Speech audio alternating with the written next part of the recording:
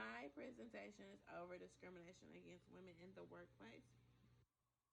As a woman in the working world, that can be one of the most interesting things, and yet and still, it can also be one of the most uncomfortable things to have to deal with when it comes to working in corporate America.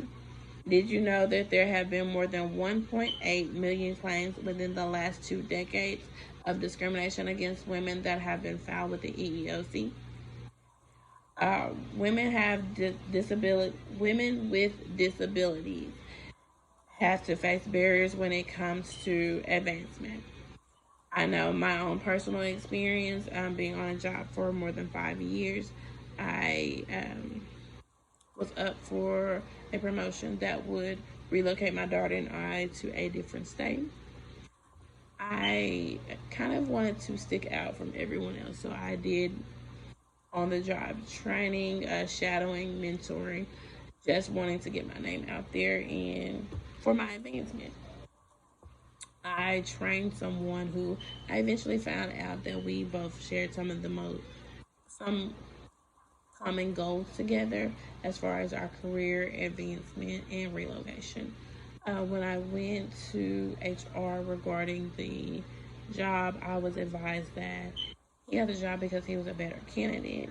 Yet, yet when I went back for more clarification, more information, just what did I do wrong and what I need to work on for future references, I was informed that during his interview process, he was told that as long as he did 6 months in that current role, he would be up for a promotion, and it would include relocation. So it wasn't that he was a better candidate for the position. It's more that he was promised something that they wanted to make sure that they delivered on. So within my current role, I um, quit the job. I quit within the next 2 weeks. I had a new job. Now the job that I am on, I'm able to advance within the company. Um, it's kind of not about who you know. It actually your work speaks for itself. So with me, I'm graduating in December with my applied communications degree. I will be transitioning over to a different company that I have mentored within that role that I'm up for. Um, I've had the on the job experience as far as training for that. Um, the only thing that I'm locking into place is in December once I graduate. Today, I will persuade you that women experience discrimination in the workplace. Today, we will discuss discrimination on the job, how women face many barriers when it comes to advancement within the company, and discrimination against pregnant women. Did you know that women have been discriminated against for not being pretty enough? Women experience discrimination for uh, gender discrimination and sexual harassment in the workplace. Discrimination is a common thing when women deal with on the job. Overall, around 42% of working women have dealt with discrimination on the job. Of that 42%, according to Parker and Funk, 53% of women were African American. They have experienced at least one type of discrimination uh, while being on the job. 40% of those women were white women, and then there were the other 40 were Hispanic.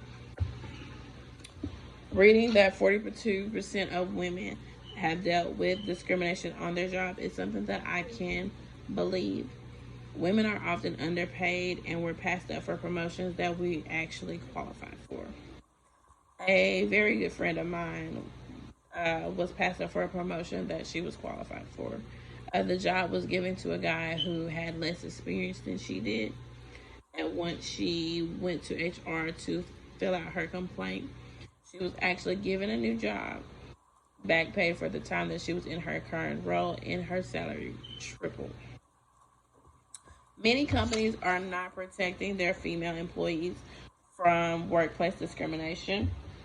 Um, when it comes to women with disabilities, women are often weak, or are often thought of to be weak, or we need more help than the average person. Between the years of 2010 and 2016, there have been more than 238 internal complaints against Microsoft regarding gender discrimination or sexual harassment. According to Figureman, lawyers for women describe the number of complaints as shocking within the court filings. Other major companies who have had complaints filed against them were Walmart, Quest Diagnostics, CSC, and Ameripad. Because there have been so many reports filed, we can see that there's a lot of discrimination that happens in the workplace that we don't really hear about. Women also experience discrimination due to pregnancy. Statistics show that 4% per child is taken off of their mother's hourly wages, according to Kitrall.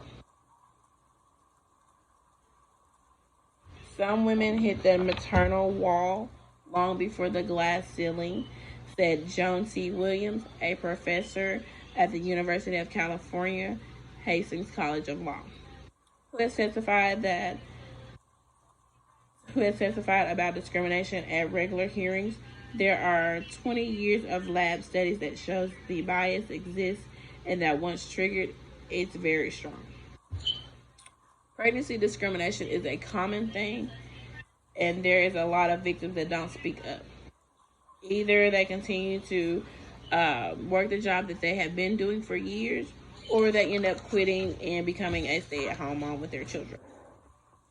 Now that I have talked to you about pregnancy discrimination, I will finally discuss the negative effects of harassment and discrimination. The discrimination and harassment that women experience at work have negative consequences. Women are women are often less paid than men. According to Pew Research Center analysis in 2018, women earned roughly 85% of what the average man would earn. This was earnings from both full-time and part-time employment. Uh, Women between the ages of 25 and 34 earned 89 cents for every dollar that the man in the same age group would earn, according to Graff, Brown, and Patton. This evidence shows that women are not being paid as much as their male counterparts. Discrimination can lead to mental and physical health issues. Studies have shown that gender discrimination has been associated with poor health. According to Hernos and Bastros, gender discrimination is explained for a reason that a 10% gender gap of women and men that was self-assessed in mental health. Go back to